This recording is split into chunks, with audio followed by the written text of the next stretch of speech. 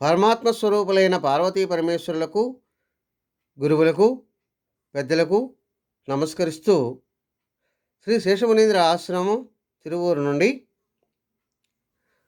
ఆత్మజ్ఞానము ముక్తి మార్గంలోని కొన్ని పద్యాలకు విశ్లేషణ ఇచ్చుకుందాం. దాంట్లో ఏమని చెబుతున్నాయి అంటే, నీ తల్లి పార్వతి నీ తండ్రి శంకరుడు ఆలి మహాశక్తి అంశంబురా, నీ కన్న బిడ్డలే గణపతాంశంబు తెలియండయా, అట్టివారి మెప్పు పొందాలిరా అని తెలియజేస్తుంది. ఇది ఎవరికి? సంసారంలో రాజయోగంలో రాణించాలి అనుకునే వారికి మంచి గురువు సాన్నిధ్యాన్ని పొందాలి. ఆ తర్వాత ఇంట్లో ఉన్నటువంటి నీ తల్లిదండ్రులు పార్వతీ పరమేశ్వరుల యొక్క స్వరూపంగా భావించుకొని నీ భార్య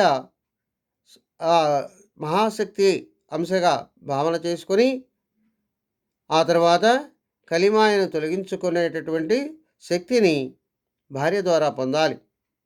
నీ యొక్క సంతానము గణపతి అంశగా గుర్తించి వీరికి కావలసినటువంటి సంసారంలో కావలసినటువంటి ఏమైతే ఉన్నాయో ఆ అవసరాలన్నీ ముందుగా తీర్చుకొని ఆ తర్వాత రాజయోగాన్ని పట్టుకోవాలి.